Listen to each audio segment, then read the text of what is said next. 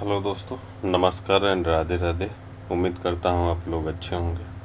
आज है तीसरी क्लास प्राचीन इतिहास की, जिसमें आज का टॉपिक है विदेशी यात्रियों का विवरण।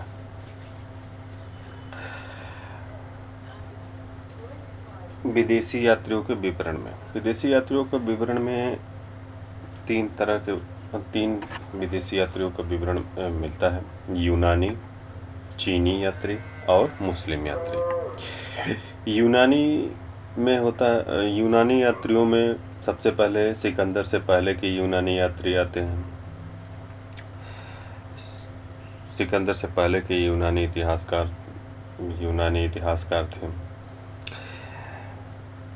स्काइलेक्स एक यूनानी नाविक और खोजकर्ता जिसने सिंधु नदी का अन्वेषण किया था। दूसरा था हिकैटियस, एक यूनानी भूगोलवेत्ता और इतिहासकार जिसे भूगोल का जनक भी कहा जाता है।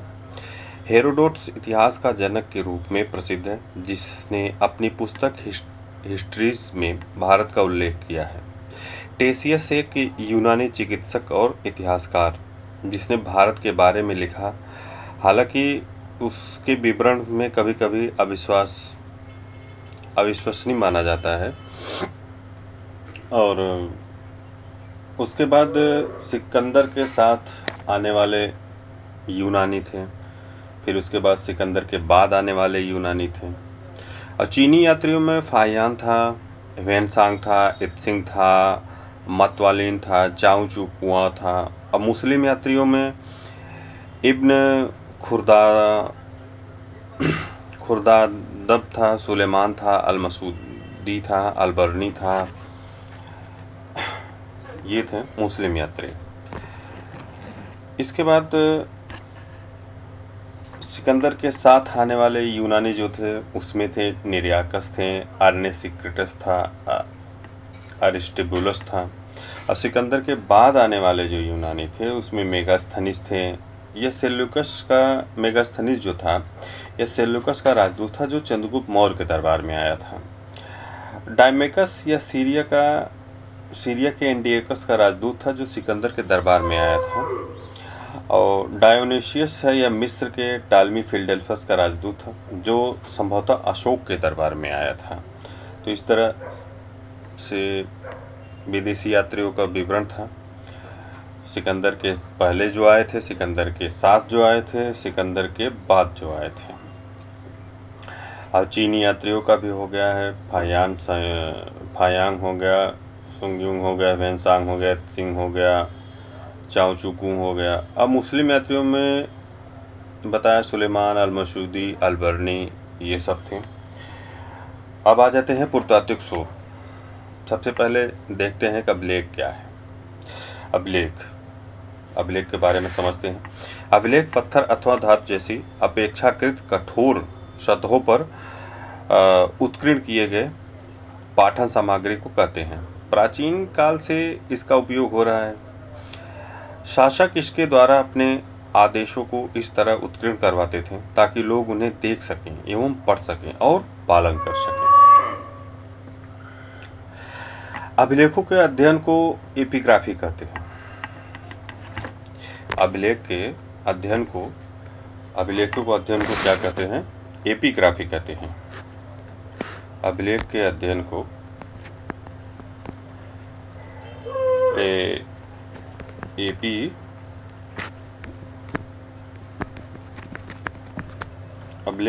को एपिग्राफी कहते हैं। वही प्राचीन लिपियों का अध्ययन जो होता है, प्राचीन लिपियों का जो अध्ययन होता है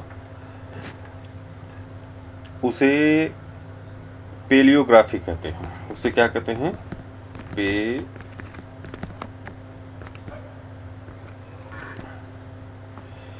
उसे कहते हैं पेलियोग्राफी।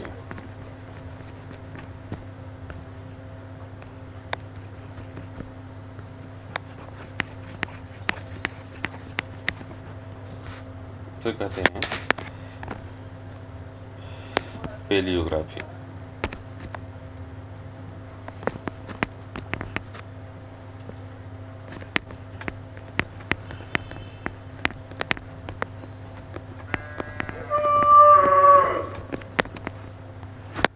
प्राचीन लिपियों के अध्ययन को पेलियोग्राफी कहलाता है।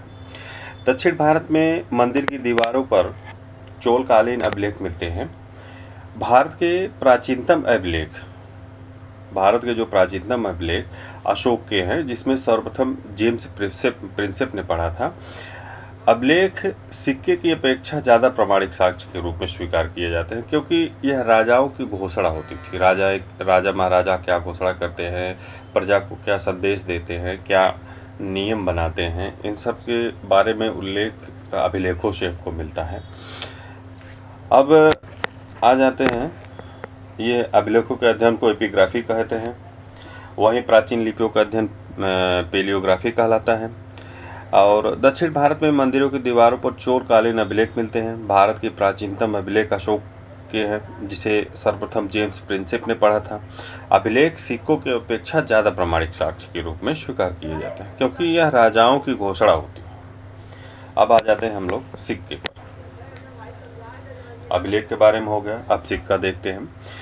सिक्का अर्थात मुद्रा, जिसे मुद्रा भी कहा जाता है, रुपया भी कहा, आज के समय में रुपया बोलते हैं, सिक्का भी भारतीय इतिहास को जानने का प्रमुख स्रोत है। इससे न सिर्फ तत्कालीन शासकों की आर्थिक स्थिति के बारे में जानकारी मिलती है, बल्कि इसके साथ साथ धातुओं व राजनीतिक स्थिति की भी जानकारी प्राप्त होती है।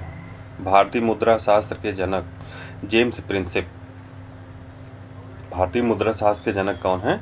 तो जेम्स प्रिंसेप। सिक्कों का अध्ययन न्यूमिस्मेटिक्स कहलाता है। भारतीय मुद्रा परिषद इलाहाबाद में 1910 में स्थापित किया गया था। भारतीय मुद्रा परिषद इलाहाबाद में 1910 में स्थापित किया गया था। भारतीय उपमहाद्वीप के आरंभिक सिक्के आहत सिक्के थे। सर्वप्रथम सिक्कों पर लेखन का कार्य हिंद यवन शासकों ने किया था। सर्वप्रथम सिक्कों पर जो लिखने का कार्य किया था वह हिंद यवन शासकों ने किया था। भारतीय उपमहाद्वीप में आरंभिक सिक्के जो आहत सिक्के होते थे, आहत मतलब होता था जैसे सिक्कों की ढलाई करके उस पर मोहर द्वारा उसको मतलब दबा दिया जाता था, जिसमें उसमें आकृतियाँ बन जाती थी। कुल मिला के उसमें कट लग जाता था, एक तरह से आकृति बन जाती थी, एक तरह से कोई चिन्ह बन जाता था। आहत सिक्के उसको बोलते थे।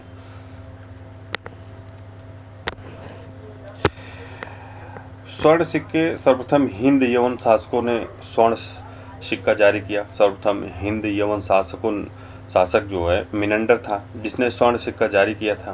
कुषाण शासकों में सर्वप्रथम बिम कैंटफिसेस ने भारतवर्ष में स्वर्ण सिक्का चलाया। अधिकांश इतिहासकार बिम कैंटफिसेस को ही भारत में सर्वप्रथम स्वर्ण सिक्का जारी करने का श्रेय देते हैं, जबकि मिनंडर का स्वर्ण सिक्का कौशाम्बी से प्राप्त हो चुका है।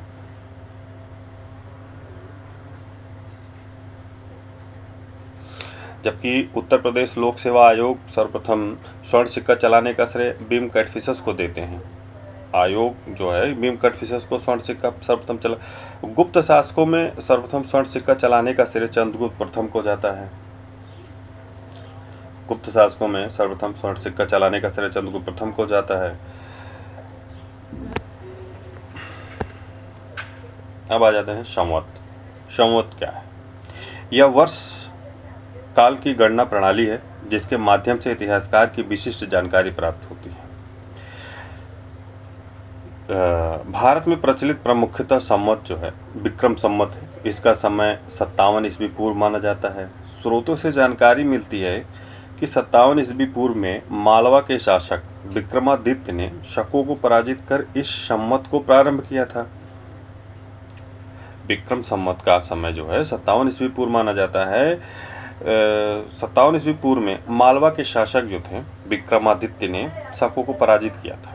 इसे पराजित कर इस संवत के प्रारंभ किया था। शक संवत जो था, इस संवत का प्रारंभ कुशल शासक कनिष्क ने किया था। कुषाण शासक कनिष्क ने किया था। इसमें गलत टाइपिंग हो गई है, इसको देख लीजिएगा। ये हो गया, कुशल नहीं है, कुषाण है।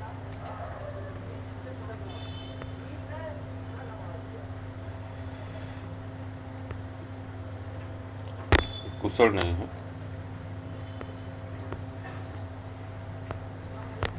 कुषाण है। कनिष्क ने 78 ईस्वी में किया था। ये आज भारत का राष्ट्रीय संवत है। 78 ईस्वी जो है भारत का राष्ट्रीय संवत है।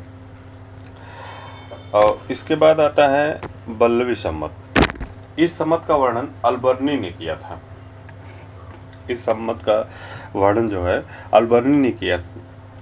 इसके अनुसार बल्लभ नाम के राजा ने इस संवत का प्रवर्तन किया। इसकी तिथि 319 ईस्वी है।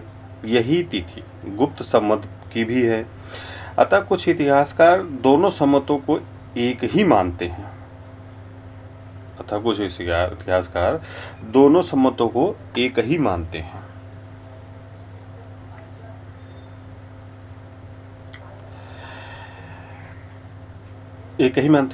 कलचुरी चेदी संवत, इसकी स्थापना एक ही मानते हैं। अब आ जाते हैं कलचुरी एंड चेदी संवत। इसकी स्थापना 248 से 249 ईस्वी के लगभग पश्चिमी भारत के अभीर शासक ईश्वर सेन द्वारा की गई। कालांतर में कलचुरियों ने इसे अपना नाम प्रदान किया। कलचुरी शासकों ने अपना नाम प्रदान किया। हर्ष संवत, इसका समय हर्ष के राज्यारोहण की तिथि अर्थात 606 ईस्वी है। 606 ईस्वी है हर्ष संवत। इसका जो समय काल था वो 606 ईस्वी है। 606 ईस्वी है।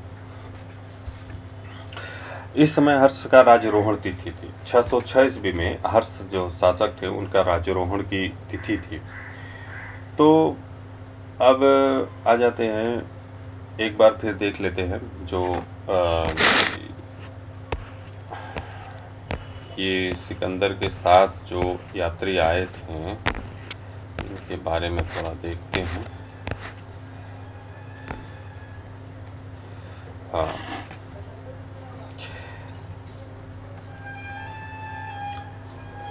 सिकंदर के साथ जो आए थे इनके बारे में थोड़ा देख लेते हैं। देखिए, सिकंदर से पहले जो आए थे, ठीक है, जिसमें स्काई लेक्स था, एक यूनानी नाविक और खोजकर्ता जिसने सिंध नदी का अन्वेषण किया था। इसको देख लीजिएगा आप लोग। हेकेटियस था, ये पहले आए थे। सिकंदर के पहले के यात्री थे, विदेशी यात्री थे। ये सिकंदर के पहले आए थे, यूनानी विदेशी यात्री थे ये। उसके बाद हेकेटियस था, हेरोडोटस था, ये सब सिकंदर के पहले आए थे। हेकेटियस को भूगोलवेत्ता और इतिहास जैसे भूगोलों का जनक भी कहा जाता है। इसे हेकेटियस को भूगोल का जनक कहते हैं। हेरोडोटस को इतिहास का जनक कहते हैं। इतिहास का पिता के रूप में इसे प्रसिद्धि मिली है। इसकी प्रसिद्ध पुस्तक है हिस्ट्रीज, जो भारत का उल्लेख किया है। और टेसियस, एक यूनानी चिकित्सक और इतिहासकार जिसने भारत के बारे में लिखा, हालांकि इसके विवरण को कभी कभी अविश्वसनीय भी माना जाता है। और इसमें नोट डाउन कर लीजिएगा, सिकंदर के साथ आने वाले यूनानी। सिकंदर के साथ आने वाले यूनानियों में निरियाकस था, अर्नेसिक्रेटस था, अरिस्टोबुलस था। और सिकंदर के बाद आने वाले यूनानियों में मेगास्थनीस था, यह सेल्यूकस का राजदूत था जो चंद्रगुप्त मौर्य के दरबार में आया था। इसको नोट डाउन कर लीजिएगा आप लोग।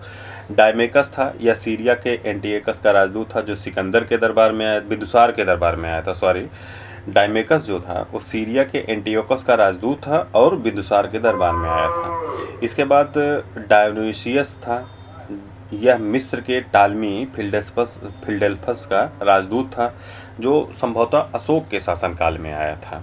तो इतना आप लोग ज़रूर मतलब नोट डाउन कर लीजिएगा, क्योंकि पीडीएफ में नहीं है, इसको अलग से मैं आपको बता दे रहा हूँ। और कल का जो टॉपिक होगा वो प्रागैतिहासिक काल से अब कल से चालू होगा। प्रागैतिहासिक काल में जैसे पुराणों का काल है, मध्यपाषाण काल, नवपाषाण काल, पुरापाषाण काल, निम्न पुरापाषाण काल, कुछ ताम्रपाषाणकालीन संस्कृतियाँ, नवपाषाण काल प्रमुख स्थल क्या हैं, मध्यपाषाण काल के उच्च पुरापाषाण काल, यही सब होगा, जिसमें बागोर होगा, सरायनाहर होगा, महदहा होगा, आदमगढ़ होगा, लंघनाज होगा, बिरभानपुर होगा। कुछ ताम्रपाषाण संस्कृतियाँ इसमें कल के टॉपिक में होंगी। उसके बाद फिर परसों से सिंधु उस घाटी की सब पता चलेगी। तो दोस्तों अच्छा लगा हो तो सब्सक्राइब करिएगा, लाइक करिएगा, शेयर करिएगा। प्लीज़ ऐसे ही कंटेंट आपको मिलते रहेंगे। इसके लिए चैनल सब्सक्राइब करिएगा और बने रहिएगा। ठीक है, अच्छा लगा तो सब्सक्राइब करिए। Thank you for watching.